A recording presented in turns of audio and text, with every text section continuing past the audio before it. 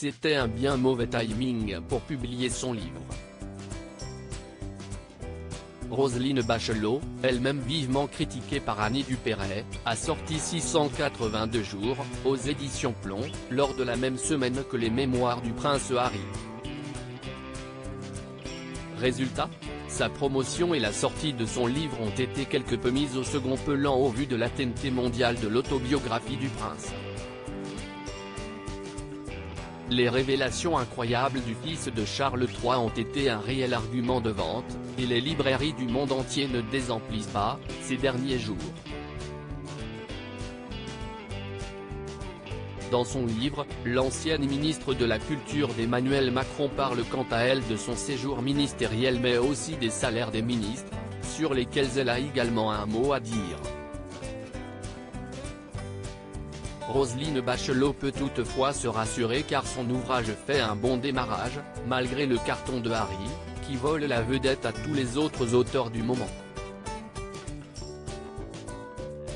Ce vendredi 21 janvier, l'ex-ministre a justement été invité dans l'émission Quelle époque, orchestrée par Léa Salamé et Christophe de Chavannes. L'occasion pour elle de tacler, comme elle l'a fait pour Benjamin Biolay, le prince et ses mémoires, qui ne passent décidément pas. Roselyne Bachelot: je suis battue par ce goujat d'Harry. Si est donc sans prendre de pincettes que l'ancienne ministre de la Culture s'est exprimée au sujet des mémoires de Harry et de leur tel succès, je suis battue par ce goujat d'Harry. Ce type est mal élevé, on le savait mais là. A-t-elle déclaré, amère. Dans son ouvrage qu'elle sous-titre d'ailleurs Le bal des hypocrites, Roselyne Bachelot n'hésite pas à dénoncer et critiquer beaucoup de monde.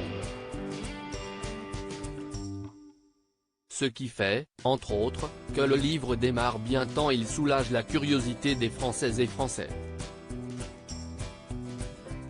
Christophe de Chavannes, visiblement très moyennement renseigné sur le contenu des mémoires de Harry, a fait une remarque à ce sujet. Enfin, il raconte des histoires de ces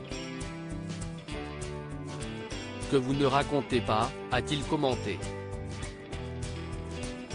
L'animateur fait très sûrement référence au passage dans lequel le prince est confié sur sa première fois à l'arrière du pub rempli ou du récit de sa première nuit d'amour avec Meghan Markle. De là à résumer l'autobiographe du prince à des histoires de ces Quoi qu'il en soit, les deux n'ont pas hésité à tacler les mémoires du prince Harry, qui en a pris pour son grade. Quelle idée, lui aussi, de sortir son autobiographie attendue depuis plus d'1 an, la même semaine que le livre de Roselyne Bachelot.